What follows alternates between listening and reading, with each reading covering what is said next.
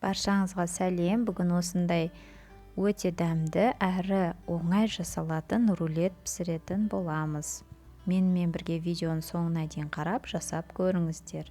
Бірінші омлетімізді жасап аламыз. Ол үшін осы жұмыртқаларымызды жарып,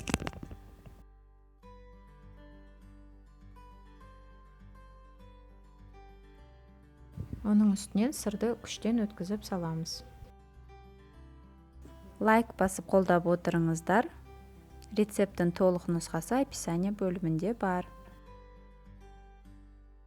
Майонезімізді қосамыз.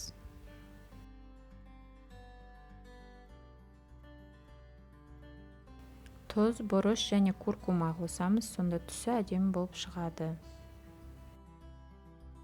Манка жарнасын қосып, жақсылап араластырып, 10-15 минутқа қойып қоямыз, сонда манка көтеріліп ісінеді. Міне осындай болып шығады. Және оны пергамент қағазына құйып, пергаменттарыңыз качественный болу керек, сонда жабыспай өзі түседі. Құйып 180 градуста 10-15 минут пісіріп аламыз. Оған дейін ортасындағы салмасын дайындаймыз. Бір пиязды қуырып алып, осы тартылған етімізге тұз, бұрыш және пиязды қосып араластырсақ болғаны. Міне біздің омлетіміз дайын болды. Міне қараңыздар қалай оңай ғана алынады. Оның үстінен ыстық күйінде осы салмамызды салып, жайып орналастырамыз.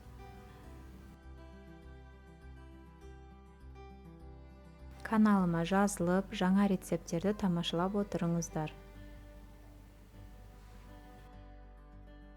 Енді рулетімізді тығыздап ораймыз. Осылай дайындап алып, фольгаға орналастырып, фольганың шеттерін жақсылап бекітіп ораймыз. Және рулетті 180 градус қызған пеште 30-35 минуттай пісіріп аламыз. Міне біздің рулетіміз пісті. Мен осылай ыстық күйінде дәмін татқанды ұнатамын, себебі өте дәмді болып тұрады. Сіздер дастарханға ұсынатын болсаңыздар, суытып барып турасаңыздар болады.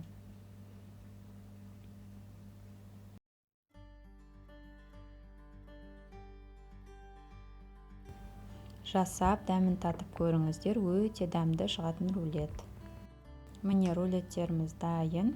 Түсі де өте дастарханда әдемі көрінеді. Баршаңызға рахмет, ас болсын. Басқа да рецептерімді қарап, бағалап отыруды ұмытпаңыздар.